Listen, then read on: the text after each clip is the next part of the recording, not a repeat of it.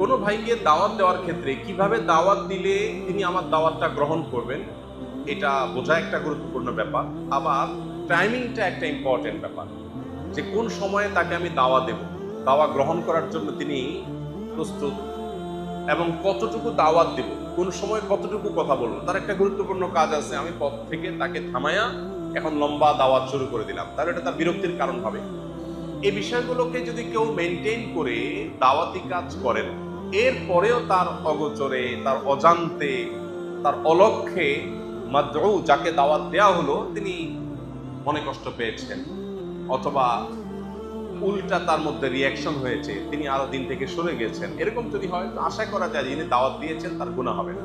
তার যদি ত্রুটি, তার চোখে কোনো ত্রুটি না থাকে, তার জানা মতো তিনি সঠিক জায়গায় সঠিকভাবে দাওয়াত দিয়েছেন, তারপরে যাকে দাওয়াত দিয়েছেন তিনি ভুল করেছেন, এরকম যদি হয় তাহলে যিনি দাওয়াত দিয়েছেন তার আল্লাহর কাছে দায় থাকবে না। কিন্তু লক্ষ্য রাখতে হবে, দাওয়াতটা যেমন ফজিলতপূর্ণ কাজ এমন দায়িত্বশীলতার কাজ। দাওয়াত দেওয়ার নাম করে আমরা অনেকে উল্টাপাল্টা করি, দাওয়াত দিতে গিয়ে মাদউকে বিরক্ত করে ফেলি, অথবা তাকে আমি বিব্রতকর পরিস্থিতির মধ্যে ফেলে দিই, এটা উচিত না। কারোর সামনে আপনি তাকে এমন ভাবে ধরলেন সে লজ্জায় পড়ে গেছে, তাহলে সে আরো দিন থেকে সরে যেতে পারে। আর হাতে পায়ে ধরার ব্যাপারটা হলো যে আপনি কাউকে নামাজের জন্য, দিনই কোনো কাজের জন্য, ভালো কোনো কাজের জন্য আহ্বান করবেন বিনয়ের সাথে, সে আহ্বান করতে গিয়ে যদি হাতে পায়ে ধরেন, পায়ে ধরাধরি তো আমাদের সমাজে সচরাচর মানুষ করে না, অর্থাৎ জেনে তেন কাজে পাও ধরে না। এখন আপনি পাও ধরে নিলে সে যদি অস্বস্তির মধ্যে পড়ে মনে হয়, তাহলে সেটা না করাই উচিত।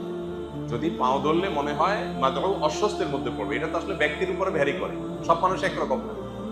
একজন আছে এমন যে তাকে পাও ধরলে সে বরং আর খুশি হয়ে যাবে, আরে আমার পাও ধরে ফেলছে বেচারা, তাহলে আমার উচিত কাজটা করা, এরকম মানুষও আছে। আবার অনেকে আছে উল্টা হবে, আরে ভাই আপনি আমার পাও হাত দিলেন কেন, কথা হলো আপনার পায়ে হাত দিলেন কেন, সে উল্টা হবে। এই জন্য ব্যক্তির মেজাজ বুঝে দাওয়াতি কাজ করা।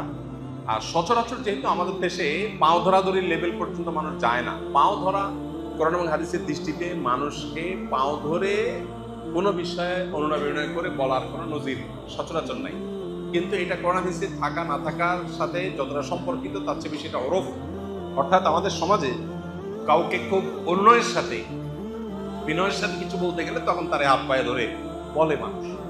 তো এই লেভেলে যদি বলে তাহলে সেক্ষেত্রে এটা হারাম হবে না, নাজায়েজ হবে না, যেহেতু আমাদের ওরফ এবং সমাজে এটা জাস্ট একটু জোরালোভাবে হৃদয়ের গভীর থেকে রিকোয়েস্টের একটা প্রকাশ, সেই হিসাবে এতটুকু করা যাবে। চাচা জেঠা তারা যদি বাবার হক মেরে খায়, সম্পদের হক নষ্ট করে, তাহলে তাদের সাথে তার আচরণ কি হবে?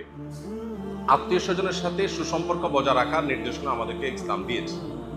রক্ত সম্পর্কীয় আত্মীয়ের মধ্যে সবচেয়ে কাছের আত্মীয়গুলোর মধ্যে চাচা জেঠা ফুপু এরা হলেন সবচেয়ে কাছের আত্মীয়, একেবারে বাবার দিককার আত্মীয় যারা, তাদের সাথে আমাদের আত্মীয়তার সম্পর্কটা সবচেয়ে গভীর এবং কাছাকাছি। অতএব চাচা জেঠা ফুপু তাদের সাথে সুসম্পর্ক বজায় রাখতে হবে এবং যথাসম্ভব তাদের সাথে সম্পর্ক ছিন্ন করা যাবে না। এখন প্রশ্ন হলো, তারা যদি আমার বা আমার বাবার হক মেরে খায় তাহলে আমি কি করব?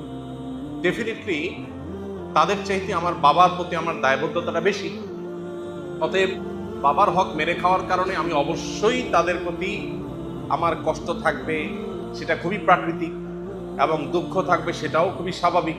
কিন্তু অ্যাট দ্য সেম টাইম তারা আমার রক্ত সম্পর্কীয় আত্মীয়, এই জন্য তাদের ওই অন্যায় কাজের প্রতিবাদ, সেটার বিহিত প্রতিকার, এটার জন্য আমার চেষ্টার পাশাপাশি তাদের সাথে সম্পর্কটা ছিন্ন না করে সম্পর্কটাকে টিকিয়ে রাখার চেষ্টা আমাকে করতে হবে। একটু কঠিন, একটু জটিল। একদিকে আমি আমার প্রতি, আমার বাবার প্রতি করা অন্যায়ের প্রতিবাদ করব, সেটার বিহিত চাইব, আবার অপরদিকে তাদের সাথে সম্পর্ক ছিন্নও করব। এই জায়গাটাতে আমাদের থাকা দরকার, এবং এই জাতীয় জায়গায় এই উভয়মুখী আপনার প্রচেষ্টা, এটা একটু কঠিন হয়, কিন্তু কঠিন কাজটা করার চেষ্টা করা আমাদের দরকার।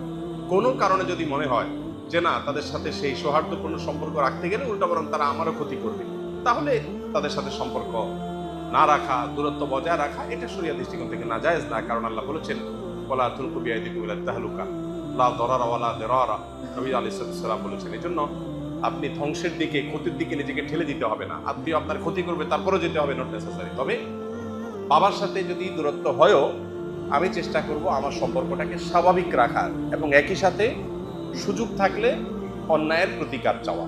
দুইটা আমাদের সমন্বয় করার চেষ্টা করবো। আল্লাহ আমাদেরকে তৌফিক দান করুন।